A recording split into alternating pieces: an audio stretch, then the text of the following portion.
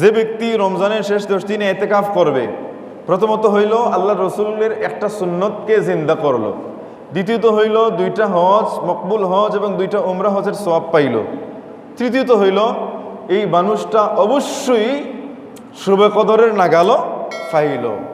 যে মানুষটা শবে কদর পাইল তার আমল নামার মধ্যে 83 বছর 4 মাসের আমল যুক্ত হইল। সুবহানাল্লাহ।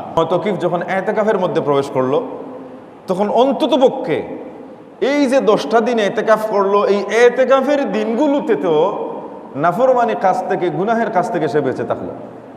কারণ বাইরে থাকলে কথায় কাজে চালচলনে অনেক সময় সে গুনাহের কাজে লিপ্ত হইতো, কিন্তু মসজিদের মধ্যে প্রবেশ করার পরে সে তো অন্ততপক্ষে গুনার কাজ থেকে সে বিরত থাকতে পারলো। অবস্থানকালীন সময়ে ওয়াজরি লাহু বিনাল হাসানাত কাআমিলিল হাসানাতি কুল্লিহা, প্রত্যেক দিন যতটুকু নেক আমল করত, মনে করেন প্রত্যেক দিন সে জানাজায় যাইতো, প্রত্যেক দিন রুগীর সেবা শুশ্রূষা করতো, প্রত্যেক দিন ওয়াজের মজলিসে যাইতো, প্রত্যেক দিন গরিব অসহায়কে সাহায্য সহযোগিতা করত, ওই প্রত্যেক দিন ওই নেক কাজ করে যতটুকু কামাই করতো, ইতিকাফে ঢুকার কারণে সে তো ওই কাজ করতে পারতেছে না।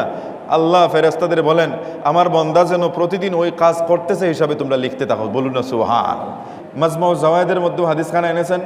হাদিসখানা হইল যেমন ইতিকাফা ঈমানান ওয়া ইহতিসাবান গুফিরা লাহু মা তাকাদ্দামা মিন যামবিহি, যে ব্যক্তি রমজানের শেষ 10 দিনে ইতিকাফ করবে সেই ব্যক্তি জিন্দেগির সমস্ত গুনাহ খাতা আল্লাহ মাফ করে দিবেন। সুবহানাল্লাহ।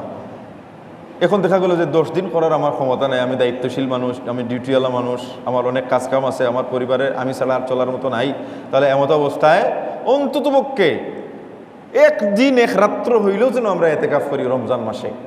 হাদিসের মধ্যে এসেছে আব্দুল্লাহ ইবনে আব্বাস রাদিয়াল্লাহু তাআলা আনহুকে হইতে বর্ণিত হাদিস, যে আল্লাহ রাসূল ইরশাদ ফরমান মান ইতিকাফা ইয়াওমান ইবতিগা ওয়াজহিল্লাহি তাআলা, যে ব্যক্তি কোনো দুনিয়া মানুষকে দেখানোর জন্য নয়, কোনো মানুষের বাহবা পাওয়ার জন্য নয়, শুধুমাত্র আল্লাহকে ইবতিগা ওয়াজহিল্লাহ, আল্লাহকে রাজি খুশি করার জন্যে, আল্লাহর সন্তুষ্টির জন্য যে একটা দিন একটা রাত ইতিকাফ করবে, জাআলাল্লাহু বাইনাহু ওয়া বাইনান নার সালাসা খানাদিকা, আল্লাহ রাব্বুল ইজ্জত ওই ইতিকাফকারীর আর দুজখের মধ্যে আল্লাহ দূরত্ব রাখবেন 3 খন্দক, 3 খন্দক দূরে রাখবেন তার আর দুজখের মাঝে, অর্থাৎ তাকে আল্লাহ দুজখে দিবেন না। একটা খন্দকের দূরত্ব কতটুকু?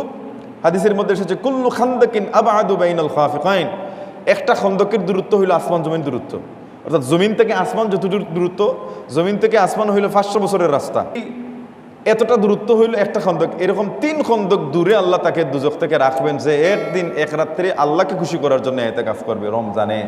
সুতরাং তাহলে বোঝা গেল এই ইতিকাফের বিনিময়ে আল্লাহ 3 খন্দক দূরে রাখবেন, মানে হইল আল্লাহ তাকে জান্নাত দিবেন। কারণ যেহেতু তার সমস্ত গুনাহ মাফ, যেহেতু সে নেককার, সুতরাং নেককারকে তো আল্লাহ জাহান্নামে দিতে পারেন না, নেককারকে আল্লাহ তাকে জান্নাতে দিবেন।